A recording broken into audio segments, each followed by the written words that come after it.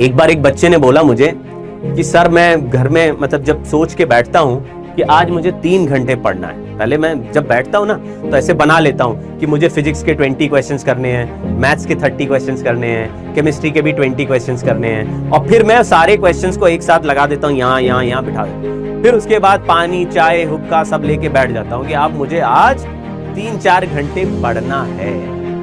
लेकिन 3-4 घंटे पढ़ने की कोशिश करते हुए जब 15-20 मिनट होता है या 30-40 मिनट्स होता है, तब मुझे थकावट होने लगती है, सर पढ़ाई का मन कम हो जाता है। क्या ऐसा आपको समझ में आता है? ऐसा होता है आपके साथ कि पहले हम 40 मिनट्स पढ़ते हैं, फिर बीच में थोड़ा सा दर्द होता है सर, उसके बाद मेरा इच्छा खत्म हो जाती है। अपने दिमाग को कैसे मनाएं कि हम लोग अभी 1 घंटे पढ़ने के बाद हमें ये ना लगे कि आज बहुत पढ़ लिए, फिर से अभी 2 घंटे और पढ़ना। ठीक है, छोटा सेंस ऑफ अचीवमेंट हमारे दिमाग में जैसे ही आता है, हमारा दिमाग हमको उठने के लिए बोलता है। तुम्हें अगर लगेगा और 1 घंटे पढ़ लिए, तो दिमाग तुरंत तुमको एक ऑप्शन देगा कि अब उठ जाओ, अब ना पढ़ो भाई, बहुत थक गए होगे तुम आराम करो, आज तुमने बहुत अचीव कर लिया। ठीक है, एक स्टोरी सुनो। आपने एक इंडियन क्रिकेटर सुनील गावस्कर का नाम सुना होगा। तेंदुलकर से पहले हाईएस्ट रन गेटर इंडिया के लिए या वर्ल्ड में वही था, और उसकी जो इनिंग्स होती थी वो लॉन्ग इनिंग्स होती थी, यानी कि अगर उसने 100 रन बना दिए तो वो बहुत आसानी से 150 या 200 रन तक चला जाता था। उसकी एक आदत थी, जब वो बैटिंग करता था तो बैटिंग करने के बाद मतलब वो आया, बैटिंग किया, और फिर जब रन बनाते बनाते उसके 80 रन हो गए या 100 रन हो गए, तो नॉर्मली 100 रन या 50 रन बनाने के बाद वो अपना टहलते हुए बाउंड्री तक चला जाता था। मतलब 100 रन हो गए, लोग तालियां बजा रहे हैं, अभी थोड़ा मैच थोड़ा रिलैक्स हो गया, तो चलते चलते चलते चलते वो बाउंड्री तक पहुंचा। फिर बाउंड्री से लौट मतलब क्रॉस नहीं करता, बाउंड्री तक ऐसे दौड़ते दौड़ते पहुंच गया, और फिर उसके बाद लौट के आया, बैट ऐसे लेके आया, फिर उसके बाद चांस लिया, और फिर उसने गार्ड लेता था। अब आप समझो कि गार्ड लेना किसको कहते हैं। ये वो करते हैं जो नए खेलने आते हैं, वो बैट्समैन गार्ड लेते हैं। तो वो गार्ड लेता था और फिर पूछता था कौन सा मिडिल स्टंप है, कौन सा। अब जो सेंचुरी बना चुका है उसको तो ऑलरेडी पता है कि मिडिल स्टंप कहाँ है और ऑफ साइड कहाँ है, लेग साइड कहाँ है, लेकिन वो नया गार्ड लेता था। किसी ने पूछा आप ऐसा क्यों करते हैं? वो बोलता था कि जब मैं बैटिंग करने दोबारा आता हूँ तो मैं अपने माइंड को, अपने आप को बोलते चलता हूँ कि मैं ये पहली बार खेलने आ रहा हूँ, पहली बार, अभी मैंने कुछ रन नहीं बनाए, अभी मुझे और रन बनाने बाकी है।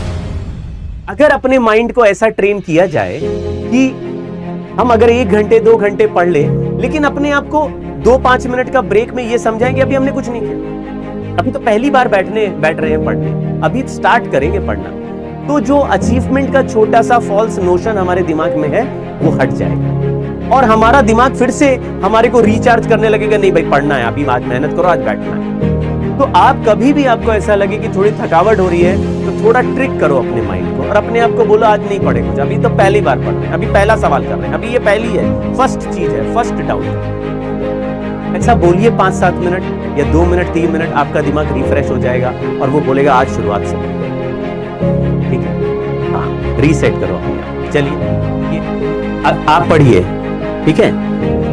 अच्छा, जो भी, जैसे मान लीजिए किसी के लाइफ में कुछ ना कुछ चैलेंज होते हैं, कई बार वो चैलेंज दिमाग में घुस जाते हैं, फिर पढ़ाई का मन नहीं करता है। मान लो किसी की गर्लफ्रेंड ही छोड़ के चली गई, ब्रेकअप हो गया, उसी बात पे उदास है, या किसी ने रिश्तेदार ने डांट दिया, मम्मा पापा ने डांट दिया, तो उसी बात पे उदास है और फिर पढ़ाई का मन नहीं कर रहा है। अपने दिमाग में एक किसी नेगेटिव थॉट को रुकने मत दो साला, ठीक है ना। कहानी सुनो। एक क्रिकेटर है दुनिया में जिसका नाम था रिकी पॉन्टिंग, आपने शायद नाम सुना होगा।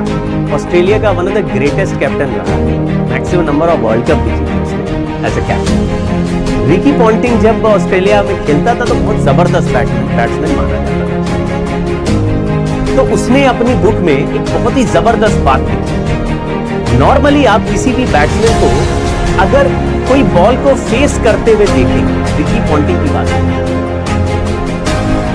अगर किसी बैट्समैन को बॉल फेस करते हुए आप देखेंगे तो आप ये पाएंगे कि बॉल फेस करने से पहले वो एक बार फील्ड में नजर जरूर दौड़ाता है, चारों तरफ देखता है।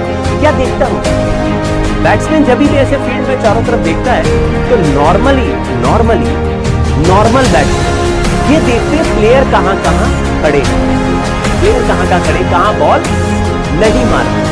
रिकी पॉन्टिंग ने अपने दिमाग को ट्रेन किया था केवल ये देखने के लिए कि गैप कहां, यानी दो प्लेयर्स के बीच में कितना गैप केवल।